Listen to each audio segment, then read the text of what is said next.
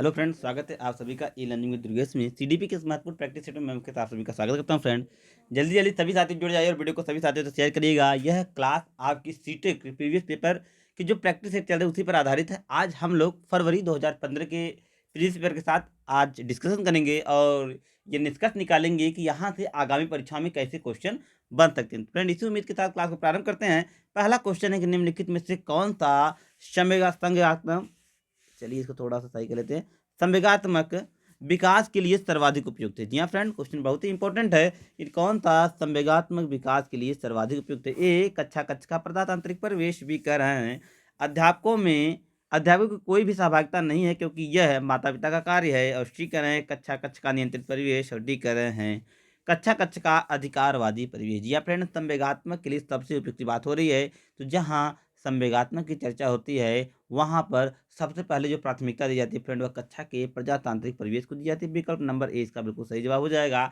ए comment करने वाले सभी साथियों के जवाब लगभग लगभग सही है। जी हाँ फ्रेंड, संवेगात्मक विकास जो है यह टॉपिक आपके लिए काफ़ी इंपॉर्टेंट है क्योंकि यहाँ से प्रतिवर्ष परीक्षा में प्रश्न पूछे जाते हैं। तो इस टॉपिक को आप बेहद अच्छे तरीके से तैयार करेंगे क्योंकि संवेगात्मक जो विकास होता है वह किसी बालक के लिए बेहद महत्वपूर्ण होता है और उसके द्वारा बहुत सारी चीज़ें उस पर जो है डिपेंड करती हैं। तो विकल्प नंबर ए इस क्वेश्चन का बिल्कुल सही जवाब है। आगे बढ़ेंगे फ्रेंड, निम्नलिखित में से कौन सा एक उपयुक्त उपयुक्त रचनात्मक आकलन का कार्य नहीं है। ए खुले अंत वाले प्रश्न, बी परियोजना, सी अवलोकन और डी कर रहे हैं विद्यार्थियों की योग्यता क्रम का निर्धारित करना। जी हाँ फ्रेंड, बहुत ही सिंपल सा क्वेश्चन है, बहुत ही समझदारी भरा क्वेश्चन है। ध्यान से आप लोग आंसर कमेंट करेंगे तो आंसर बिल्कुल सही होंगे कि निम्नलिखित में से कौन सा उपयुक्त रचनात्मक आकलन का कार्य नहीं है। खुले अंत वाले प्रश्न, परियोजना, अवलोकन या विद्यार्थियों का योग्यता क्रम निर्धारण करना। बताइए फ्रेंड, इस क्वेश्चन का सही जवाब क्या है। जल्दी से आंसर कमेंट करेंगे इस क्वेश्चन का सही विकल्प क्या हो जाएगा। देखिए, बात हो रही रचनात्मक की, तो खुले अंत वाले जो है रचनात्मक आकलन के अंतर्गत रखे जाते हैं। परियोजना को हम रचनात्मक आकलन के अंतर्गत रखते हैं। अवलोकन को रचनात्मक आकलन के अंतर्गत रखते हैं। जिसको नहीं रखते हैं फ्रेंड, वो रखते हैं विद्यार्थियों के योग्यता क्रम को निर्धारित करना। इसको खुले अंत वाले सॉरी, इसको हम उपयुक्त रचनात्मक आकलन के अंतर्गत नहीं रखते। तो विकल्प नंबर डी हमारा बिल्कुल सही जवाब हो जाएगा। D the right answer. D comment करने वाले सभी साथियों के जवाब बिल्कुल सही है। आगे बढ़ेंगे फ्रेंड, एक प्रभावशाली अध्यापिका होने के लिए महत्वपूर्ण है। भैया बिल्कुल सिंपल सा क्वेश्चन है। इसके जवाब मैं चाहूँगा जितने भी साथी लाइव जुड़े हुए हैं सभी साथी इसका बिल्कुल सही जवाब आंसर कमेंट करें कि एक प्रभावशाली अध्यापिका होने का महत्वपूर्ण गुण क्या है। पुस्तकों से उत्तर को लिखने पर बल देना, पुस्तकों से उत्तर को लिखवाने पर बल देना, समूह गतिविधि के बजाय वैकल्पिक अध्ययन पर ध्यान देना, विद्यार्थियों के द्वारा प्रश्न पूछने के कारण उत्पन्न व्यवधान को अनदेखी करना और प्रत्येक बच्चे के संपर्क में रहना। बहुत ही सिंपल सा क्वेश्चन। आई होप मेरे सभी साथी जवाब इसका बिल्कुल सही देंगे क्योंकि यह बिल्कुल सिंपल सा क्वेश्चन है कि एक प्रभावशाली अध्यापिका होने के महत्वपूर्ण गुण है कि प्रत्येक बच्चे के संपर्क में रहना। इसलिए विकल्प नंबर डी इस क्वेश्चन का बिल्कुल सही जवाब है। D the right answer. D इस प्रश्न का बिल्कुल सही जवाब है कि यदि यदि कोई भी शिक्षक प्रत्येक बच्चों के संपर्क में रहता है तो इससे क्या होता है, शिक्षक और छात्र के बीच इंटरेक्शन जो है बढ़िया होता है और सीखने सिखाने की जो प्रक्रिया होती है उसका परिणाम जो है वह सकारात्मक मिलता है और और बालक बहुत ही अच्छी तीव्र गति से सीखते हैं और अधिगम प्रभावशाली होता है। तो बहुत सारे लाभ इसके होते हैं। इसलिए विकल्प नंबर डी इस क्वेश्चन का बिल्कुल सही जवाब हो जाएगा। आगे बढ़ेंगे फ्रेंड अगले क्वेश्चन की तरफ कि बच्चों के अधिगम को सुगम बनाने हेतु अध्यापकों को एक अच्छे कक्षाई परिवेश का सृजन करने की आवश्यकता होती है। इस प्रकार के अधिगम परिवेश का सृजन करने के लिए नीचे दिए गए कथनों में से कौन सा सही नहीं है। जी हाँ फ्रेंड, ए बच्चों के प्रयास को स्वीकृति, बी अध्यापकों के अनुसार कार्य करना, सी बच्चों को स्वीकार करना और डी अध्यापकों का सकारात्मक रुख। बात कर रहा है नहीं है फ्रेंड, तो नकारात्मक की बात कर रहे हैं। मतलब कौन सा अधिगम को सुगम बनाने के लिए अध्यापकों के सृजन की आवश्यकता है। ठीक है, सृजन करने के लिए कौन सा कथन सही नहीं है, आंसर कमेंट करेंगे। जी हाँ, बच्चे के प्रयास की स्वीकृति बिल्कुल चाहिए भैया। जब से बच्चा के प्रयास मतलब बच्चों के प्रयास की स्वीकृति नहीं मिलेगी तब से सृजनात्मक कार्य नहीं हो सकते हैं। बच्चों को स्वीकार करना होगा, बच्चों का अध्यापक का सकारात्मक रूप, ये सारी चीज़ें तो बिल्कुल सही है, ये सब सृजन के लिए आवश्यक हैं। लेकिन जो नहीं है फ्रेंड, वह अध्यापक के अनुसार कार्य करना। कहने का मतलब फ्रेंड कि वर्तमान समय में जो हमारी शिक्षा प्रणाली है वह छात्र केंद्रित है, न कि शिक्षक केंद्रित। इसलिए अध्यापकों के अनुसार कार्य करना उचित नहीं होगा। यही हमारा सृजनात्मकता का लक्षण नहीं। बाकी सारे ऑप्शन इसको सृजनात्मकता के कार्य में परिपूर्ण है। अगला, लड़क लड़कों और लड़कियों के विषय में लड़के और लड़कियों के विषय में कुछ कथन नीचे दिए गए हैं। आपके अनुसार इनमें से कौन सा कथन सही है? ए, लड़कों को घर के बाहर कार्यों में सहायता करनी चाहिए। बी, लड़कों को घर के बाहर कार्यों में सहायता करनी चाहिए। सॉरी, पुनः क्वेश्चन को ऑप्शन को पढ़ते हैं थोड़ा सा। लड़कों को घर के बाहर कार्यों की सहायता करनी चाहिए, लड़कों को घर के कार्यों में सहायता करनी चाहिए, सभी लड़कों को विज्ञान एवं लड़कियों को गृह विज्ञान पढ़ाया जाना चाहिए, और डी कर रहे हैं कि लड़कियों को घर के कार्यों में सहायता करनी चाहिए। बताइए लड़के और लड़कियों के संदर्भ में कौन सा कथन बिल्कुल सही है? बहुत ही अच्छा क्वेश्चन है फ्रेंड, ध्यान से आंसर कमेंट करिएगा। आई होप, मैं चाहूँगा मेरे सभी साथी इसका बिल्कुल सही जवाब दें। बिल्कुल जी हाँ फ्रेंड, देखिए ध्यान में आपको रखना है लैंगिक पूर्वाग्रह को, जेंडर इक्वलिटी को ध्यान में रखेंगे, आंसर 99% करेक्ट करेंगे आप। यदि आप लैंगिक पूर्वाग्रह को ध्यान में रखते हैं, जेंडर इक्वलिटी को ध्यान में रखते हैं, तो आपका आंसर निश्चित तौर पर सही हो जाएगा। तो यहाँ पर जो विकल्प नंबर बी है वह बिल्कुल जेंडर इक्वलिटी को यहाँ पर बढ़ावा दे रहा है। कहने का मतलब फ्रेंड कि लड़कों को घर के कार्यों में सहायता करनी चाहिए। कहने का मतलब कि आमतौर पर यह जाना जाता है कि जो लड़कियाँ हैं वह घर के कार्यों में अपना योगदान देती हैं, लेकिन यदि लड़के भी घर के कार्य में अपना योगदान देंगे, अपना मतलब घर के कार्यों में सहायता करेंगे, तो इससे क्या है, लैंगिक पूर्वाग्रह मतलब लैंगिक जो भेदभाव की समस्या वह दूर होगी, और दोनों को समान रूप से जो है अवसर मिलेगा, और समान रूप से जो है कार्य करने की स्वतंत्रता भी मिलेगी। इसलिए विकल्प नंबर 20 क्वेश्चन का बिल्कुल सही जवाब है। आई होप आप इस क्वेश्चन को समझ चुके होंगे। आगे बढ़ेंगे। एक बच्चे की कॉपी में लिखने में विपरीत छवियां, दर्पण छवि आदि जैसी गलतियां मिलती हैं। इस प्रकार बच्चे का लक्षण प्रदर्शित कर रहा है। एक बच्चे की कॉपी में लिखने पर विपरीत छवियां जो है, दर्पण छवि आदि जैसी गलतियां मिली, इस प्रकार का लक्षण प्रदर्शित कर अधिगम में असुविधा के, अधिगम में असक्तता के, अधिगम में कठिनाई के, या अधिगम में समस्या के। बताएं फ्रेंड इस क्वेश्चन का सही जवाब क्या है? जल्दी से आंसर कमेंट करेंगे, इस क्वेश्चन का सही जवाब क्या है? बिल्कुल सिंपल सा क्वेश्चन है। यह जो लक्षण है, यह जो अधिगम संबंधित ये जो विकार है, इसको हम लोग लर्निंग डिसेबिलिटी के अंतर्गत रखेंगे, जिसका यहाँ पर अगर इंग्लिश आप पकड़ेंगे तो ध्यान से आंसर कमेंट कर पाएंगे। लर्निंग डिसेबिलिटी कहते हैं, तो हिंदी में इसे हम अधिगम असक्तता के नाम से जानते हैं। विकल्प नंबर 20 का बिल्कुल सही जवाब हो जाएगा, बी द राइट आंसर। बी कमेंट करने वाले सभी साथियों के जवाब लगभग लगभग सही हैं। आगे बढ़ेंगे फ्रेंड अगले क्वेश्चन की तरफ। शिक्षार्थियों के ज्ञान अर्जन में सहायता करने के क्रम में अध्यापक को किस स्थान पर ध्यान केंद्रित करना चाहिए? सुनिश्चित करना चाहिए कि शिक्षार्थी सब कुछ याद करते हैं, शिक्षार्थियों द्वारा प्राप्त किए ग्रेड या अंकों पर, शिक्षार्थियों की सक्रिय सहभागिता के लिए शामिल करना चाहिए, और डी करें शिक्षार्थियों द्वारा अधिगम की अवधारणाओं में कुशलता प्राप्त करना। जी हाँ, बात हो रही है फ्रेंड यहाँ पर शिक्षार्थियों के ज्ञान अर्जन की सहायता करने के क्रम में अध्यापक किस स्थान पर दे। देखिए सबसे बेहतर जो यहाँ पर विकल्प है फ्रेंड, वो है विकल्प नंबर सी, कि छात्रों के सक्रिय सहभागिता को शामिल करना। जी हाँ फ्रेंड, छात्रों के सक्रिय सहभागिता का मतलब किसी प्रकार के अधिगम में यदि बच्चे सक्रिय रूप से प्रतिभाग करते हैं, तो उस अधिगम का जो परिणाम होता है फ्रेंड, वह आवश्यकता से अधिक होता है। कहने का मतलब फ्रेंड, वह जो परिणाम निकलता है वह हमारे सोचे गए कल्पना से कहीं बेहतर निकल कर आता है। इसलिए विकल्प नंबर सी इसका बिल्कुल सही जवाब हो जाएगा। आगे बढ़ेंगे फ्रेंड। अध्यापक के दृष्टिकोण में प्रतिभाशाली किसका संयोजन होता है? अध्यापक के दृष्टिकोण में प्रतिभाशाली किसका संयोजन होता है? उच्च योग्यता, उच्च सृजनात्मकता, या उच्च वचनबद्धता, उच्च प्रेरणा, उच्च वचनबद्धता, या उच्च क्षमता, उच्च योग्यता, उच्च क्षमता, या उच्च वचनबद्धता, उच्च क्षमता, उच्च सृजनात्मकता, या उच्च आत्मशक्ति। बताइए फ्रेंड इस क्वेश्चन का सही जवाब क्या है? जल्दी से आंसर कमेंट करेंगे, इस क्वेश्चन का सही जवाब क्या हो जाएगा? कि एक अध्यापक के अनुसार कि सृजनशील जो बालक होते हैं वह किस कैटेगरी में रखे जाएँगे, या किस प्रकार से उनको हम विभाजित कर सकते हैं? क्या-क्या उनमें जो है क्वालिटीज़ होंगी, उन्हीं क्वालिटी का एक यहाँ पर ये चक्र दिया गया है, आपको बताना है कौन-सा सही है। तो देखिए अध्यापक के दृष्टिकोण में उच्च योग्यता वाला, उच्च सृजनात्मकता वाला, और उच्च वचनबद्धता वाला जो बालक होता है, वह प्रतिभाशाली होता है। अर्थात उसमें ये सारे गुण संयोजित होकर एक बालक को प्रतिभाशाली होने का टैग देते हैं, संकेत देते हैं। इसलिए विकल्प नंबर ए इस प्रश्न का बिल्कुल सही और बिल्कुल सटीक आंसर है। आगे एनसीएफ 2005 के अनुसार गलतियां इस कारण महत्वपूर्ण हैं। यह विद्यार्थी को उत्तीर्ण और अनुत्तीर्ण समूह में वर्गीकृत करने के लिए महत्वपूर्ण उपकरण है। यह अध्यापकों को बच्चों को डांटने का एक तरीका उपलब्ध कराती हैं। सी, यह बच्चे के परिवार को अंतर्दृष्टि उपलब्ध कराती हैं तथा समाधान को पहचानने में सहायता करती हैं। डी, यह कक्षा से कुछ बच्चों को हटाने के लिए आधा स्थान उपलब्ध कराती हैं। भैया बिल्कुल सिंपल सा क्वेश्चन है।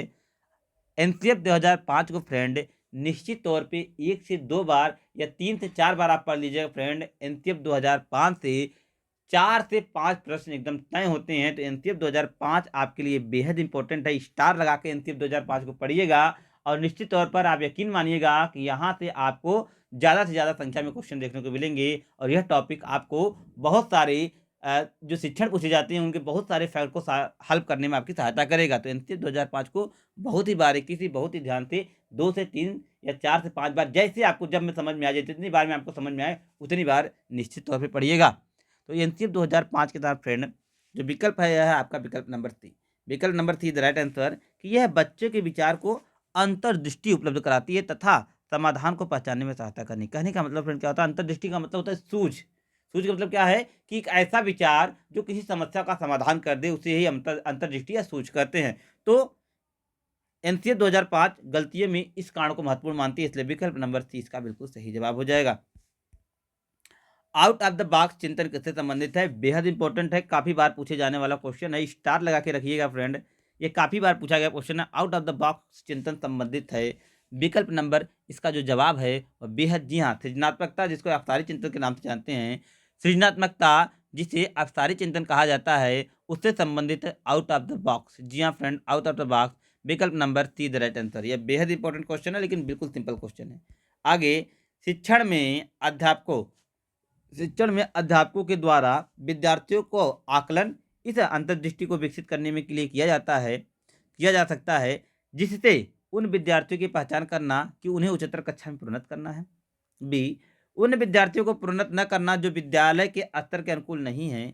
सी, विद्यार्थियों के या शिक्षार्थियों के आवश्यकता के अनुसार शिक्षण उपागम में परिवर्तन करना। या डी कह रहे हैं कक्षा में प्रतिभाशाली तथा कमजोर विद्यार्थियों के समूह को बनाना। बताइए फ्रेंड, इस क्वेश्चन का सही जवाब क्या है? जल्दी से आंसर कमेंट करेंगे, इस क्वेश्चन का सही जवाब क्या हो जाएगा? फटाफट सभी साथी आंसर कमेंट करेंगे, बताएंगे इस क्वेश्चन का सही जवाब क्या हो जाएगा। जी हाँ, बात हो रही है शिक्षण में अध्यापकों के द्वारा विद्यार्थियों को आकलन तथा इस अंतर्दृष्टि को विकसित करने के लिए किया जा सकता है। जल्दी से बताइए। देखिए, सारे ऑप्शन में जो सबसे सटीक ऑप्शन है फ्रेंड वो है विकल्प नंबर सी कि शिक्षार्थियों की आवश्यकताओं के अनुसार शिक्षण उपागम में परिवर्तन करना। कहने का मतलब फ्रेंड कि बच्चा जिस प्रकार से सीखता है, जिस प्रकार से उसका स्तर है, उसकी आवश्यकताएं क्या है, कहाँ उसको समस्या हो रही है, इन सभी बातों को ध्यान में रखकर शिक्षण किया जाएगा तो निश्चित तौर पर उसका जो लक्ष्य, उसका जो परिणाम मिलेगा वह सकारात्मक होगा। अर्थात बच्चे की जो सीखने की वृद्धि होगी, जो सीखने की गति होगी, उसमें वृद्धि मिलेगी। इसलिए विकल्प नंबर सी इसका बिल्कुल सही जवाब है। आगे बढ़ेंगे फ्रेंड। अधिगम अनुभवों को इस प्रकार से आयोजित किया जाना चाहिए जिससे अधिगम को सार्थक बनाया जा सके। नीचे दिए गए अधिगम अनुभवों में कौन सा बच्चों के लिए सार्थक अधिगम अनुभव सुगम नहीं बनाता है? सार्थक अधिगम को सुगम नहीं बनाता है। ए, विषय वस्तु को केवल याद करने के आधार पर पुनरावृत्ति, विषय वस्तु पर प्रश्न बनाना है, प्रकरण पर परिचर्चा या वाद विवाद, और डी, प्रकरण पर प्रस्तुतिकरण। जल्दी से आंसर कौन के इस क्वेश्चन का सही जवाब क्या हो जाएगा? बात करें नहीं बनाता, देखिए विषय वस्तु प्रश्न बनाना, ये तो बिल्कुल सही बात है, ये नहीं हो जाएगा हमारा। प्रकरण पर चर्चा, यह भी बिल्कुल सार्थक है, यह भी गलत हो जाएगा। प्रकरण प्रस्तुति, यह भी बिल्कुल सार्थक है, यह भी गलत हो जाएगा। जो सही है फ्रेंड वह है विकल्प नंबर ए। विकल्प नंबर ए अधिगम को सुगम नहीं बनाएगा, सार्थक नहीं बनाएगा, क्योंकि यह याद, ये देखिए क्या है, यहाँ पर हमारा जो नेगेटिव पासवर्ड है, याद करना, रटना, ये सब सीटेट में नेगेटिव पासवर्ड है। जहाँ पर ऐसा ऑप्शन दिखे, आंख मूंद करके आप टच करिएगा, 99% केस में आपका जवाब बिल्कुल सही निकलेगा। याद करना, स्मरण करना, रटना, दंड देना, ये सारे पासवर्ड है सीटेट के, इसलिए याद रखिएगा, यह आपको काफ़ी मदद करेगा।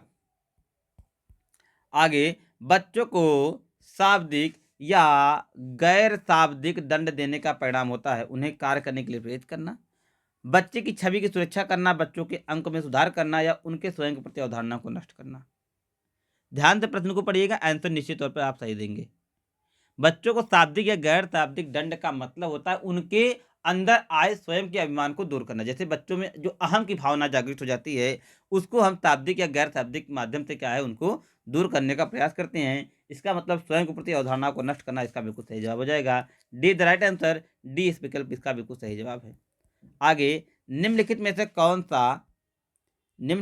कौन सा प्राथमिक बाल्यावस्था की अवधि के दौरान उन भूमिकाओं व व्यवहारों के बारे में जानकारी प्रदान करता है जो एक समूह में स्वीकार्य है? भाई बहन एवं अध्यापक, अध्यापक एवं साथी, साथी एवं माता पिता, या भाई बहन एवं माता पिता। बताइए फ्रेंड, कौन सा प्रारंभिक बाल्यावस्था का उदाहरण उन भूमिकाओं में के एवं व्यवहार में ये जानकारी प्रदान करता है जो एक बच्चा समूह में करता है। भैया बिल्कुल सिंपल सा क्वेश्चन है, ध्यान से आप लोग आंसर कमेंट करेंगे, निश्चित तौर पे जवाब सही होगा। आप प्रश्न को 1 से 2 बार पढ़िएगा फ्रेंड, उसके बाद दिमाग लगाइएगा। आप प्रश्न के तह तक कुछ तो न कुछ ज़रूर पहुँचेंगे, कुछ न कुछ परिणाम आपको ज़रूर मिलेगा। करें, समूह भावनाओं के बारे में एक स्वीक्रिय है। जैसे क्या होता है, किसका योगदान होता है समूह भावना के विकास में? प्रारंभिक जब बालक प्रारंभिक बाल्यावस्था में प्रवेश करता है, तो समूह भावना के विकास में सर्वप्रथम उसका किसको योगदान मिलता है? तो माता-पिता और भाई-बहन सर्वप्रथम समूह निर्माण की प्रक्रिया में उसका योगदान देते हैं, उसके साथ रहते हैं। इसलिए विकल्प नंबर डी इसका जवाब बिल्कुल सही हो जाएगा। आगे, विद्यार्थी को स्वच्छता के लिए प्रेरित करनी हेतु उन्हें स्वच्छता समिति का सदस्य बनाना प्रतिबिंबित करता है किसको? प्रेरणा की सामाजिक सांस्कृतिक संकल्पनाओं को, व्यवहारवादी उपागम को, मानवतावादी उपागम को या संज्ञानात्मक। अरे भैया बिल्कुल सिंपल सा है कि आप सामाजिक कार्य के लिए उसको सामाजिक सांस्कृतिक संकल्पनाओं में ही रखेंगे ना, तभी तो वह समाज के नियम कानून को सीख पाएगा और सामाजिक अवधारणाओं से परिचित हो पाएगा। क्योंकि स्वच्छता फ्रेंड यह समाज का बेहद जरूरी कार्य है। प्रत्येक बच्चों को इस कार्य की जानकारी होनी चाहिए। तो इसलिए विकल्प नंबर ए इस क्वेश्चन का बिल्कुल सही जवाब हो जाएगा। आगे बढ़ेंगे फ्रेंड। अगला क्वेश्चन है कि निम्नलिखित में से कौन सा आयु समूह परवर्ती बाल्यावस्था श्रेणी के अंतर्गत आता है? 11 से 18 वर्ष, 18 से 24 वर्ष, 0 से 6 वर्ष या 6 से 11 वर्ष। तो परवर्ती पूछा जा रहा है फ्रेंड। परवर्ती का मतलब होता है आपके यह मतलब परवर्ती का मतलब हो जाएगा उत्तर बाल्यावस्था की बात कही जा रही है फ्रेंड। जी हाँ, सॉरी, बाल्यावस्था की बात यहाँ पर पूर्व बाल्यावस्था की बात की जाती है, जिसको हम यहाँ पर जो ऑप्शन है हमारा वह 6 से 11 वर्ष बिल्कुल सही है। 6 से 11 वर्ष मतलब पूर्व बाल्यावस्था या परवर्ती बाल्यावस्था के नाम से इसको जानते हैं। विकल्प नंबर डी इस क्वेश्चन का बिल्कुल सही जवाब हो जाएगा। आगे, आर्जव एक बालक है, तर्क देता है कि बच्चे की भाषा का विकास व्यक्ति की नैसर्गिक प्रवृत्ति से प्रभावित करता है, जबकि सोनाली महसूस करती है कि यह परिवेश से प्रभावित होता है। आर्य और सोनाली के बीच यह चर्चा किस विषय में है? चुनौतीपूर्ण संवेदनशील भावना, स्थिरता व अस्थिरता में बहस, सतत एवं असतत अधिगम, प्रकृति तथा पालन पोषण पर वाद विवाद। बताया फ्रेंड इस क्वेश्चन का सही जवाब क्या है? जल्दी से आंसर कमेंट करेंगे, इस क्वेश्चन का सही जवाब क्या है? आरओ के अनुसार कौन सा विकल्प आरओ और सोनाली के बीच चर्चा के विषय में रखा जाएगा? बताएंगे फ्रेंड, जल्दी से आंसर कमेंट करिए, इसका सही जवाब क्या हो जाएगा? फटाफट बताइएगा, इस क्वेश्चन का सही जवाब क्या हो जाएगा? जी हाँ फ्रेंड, जी हाँ, बात हो रही है नैसर्गिक प्रवृत्ति से प्रभावित हो रहा है। तो इसका मतलब फ्रेंड जो ये बात यहाँ पर है प्रकृति तथा पालन पोषण वाद विवाद पर ये चर्चा है। इसलिए विकल्प नंबर डी इसका बिल्कुल सही जवाब हो जाएगा। आगे बढ़ेंगे।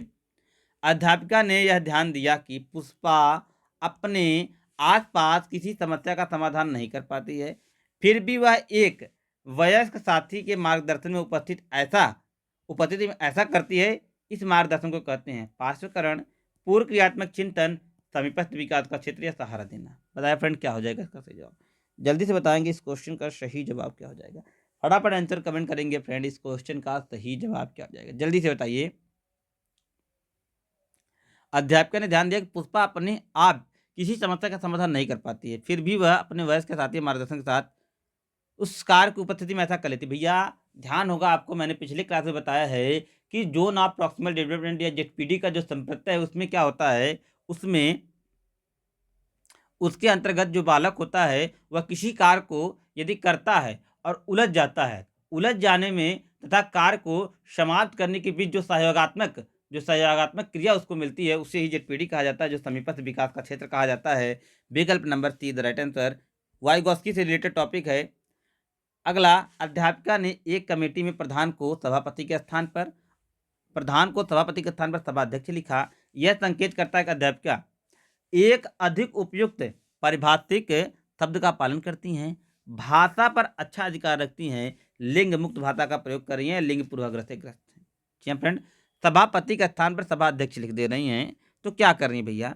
कहने का मतलब फ्रेंड के शिक्षिका जो हैं वह अपने विवेक का प्रयोग करके एक लिंग मुक्त भाषा का प्रयोग कर रही हैं। कहने का मतलब फ्रेंड कि सभा अध्यक्ष पुरुष के भी लिए लिखा जा सकता है और स्त्री के लिए भी लिखा जा सकता है। इसका मतलब अपने एक कुशल विवेक का प्रयोग करके अध्यापिका ने सभा अध्यक्ष शब्द का प्रयोग किया है, जो कि विकल्प नंबर सी को बिल्कुल सही बनाता है।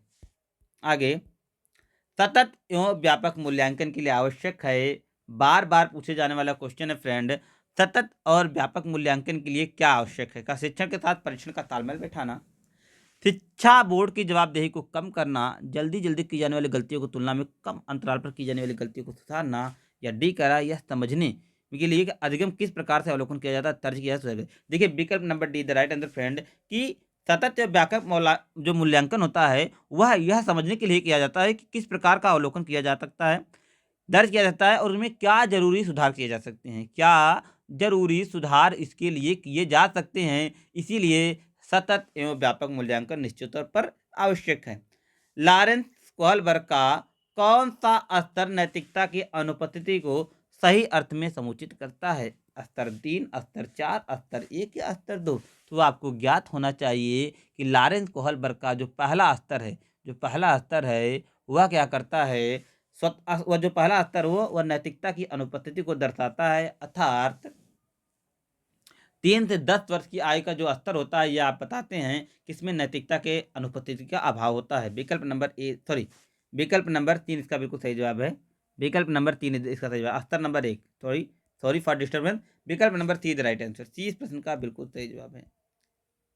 आगे, निम्नलिखित में से कौन सा बच्चों के सामाजिकरण के लिए प्रगतिशील मॉडल के संदर्भ में नहीं है? ध्यान से चारों विकल्प पढ़िएगा। समूह कार्य में सक्रिय सहभागिता और सामाजिक कौशलों को सीखना, यह बिल्कुल सही है। बच्चों के विद्यालय में बताई गई बातों को स्वीकार करना, चाहे उनकी सामाजिक पृष्ठभूमि कुछ भी हो।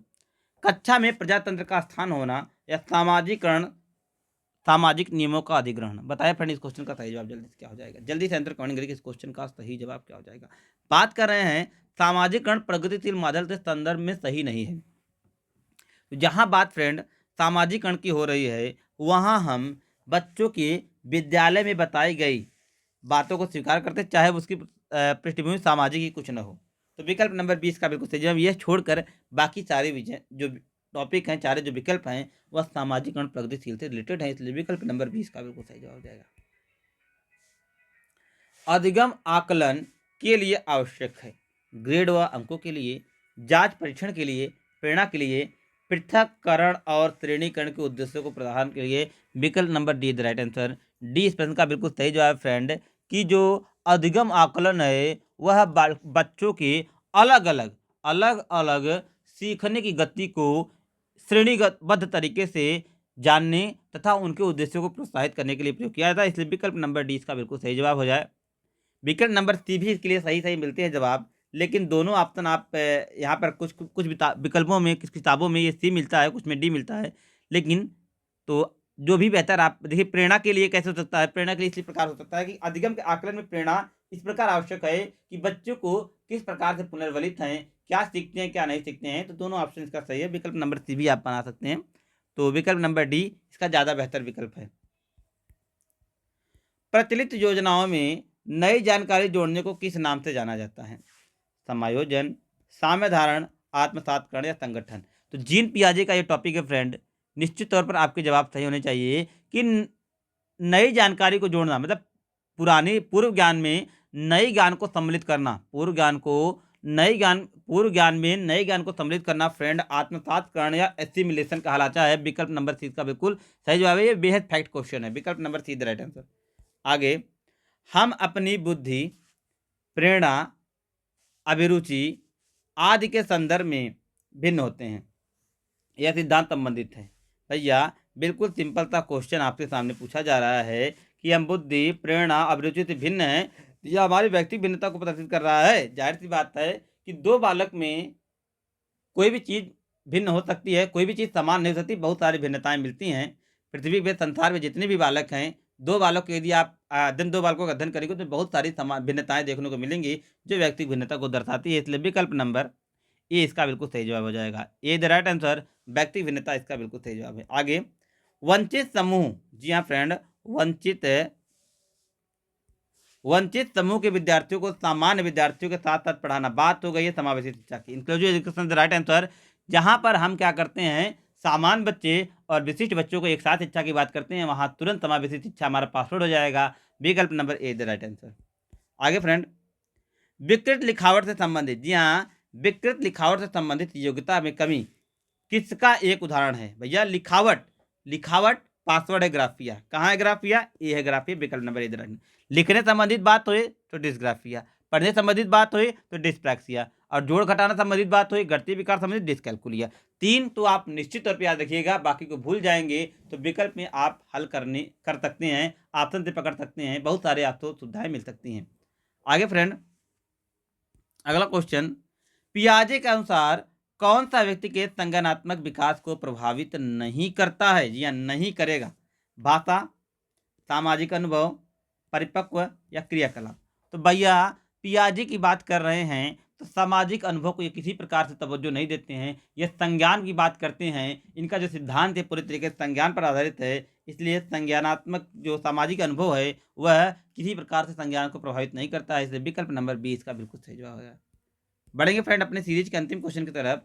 कौन सा त्रितंत्री सिद्धांत में व्यवहारिक बुद्धि का अभिप्राय नहीं है? पर्यावरण का पुनर्निर्माण करना, केवल अपने विषय में व्यवहारिक रूप से विचार करना, इस प्रकार के पर्यावरण का चयन करना जिसमें आप सफल हो सकते हैं, या पर्यावरण के साथ अनुकूलन करना। बताइए फ्रेंड कौन सा विकल्प का बिल्कुल सही जवाब हो जाएगा? देखिए, जो पर्यावरण का पुनर्निर्माण करना संबंधित है व्यवहारिक बुद्धि से, पर्यावरण का चयन करना ये भी सही है, पर्यावरण के साथ अनुकूलन ये सही है। जो नहीं है सही है फ्रेंड, चलिए इसको थोड़ा सा देखिए, इसको थोड़ा, चलिए जो नहीं सही है फ्रेंड आपका, वह है विकल्प नंबर बी। विकल्प नंबर बी इसका बिल्कुल सही जवाब है।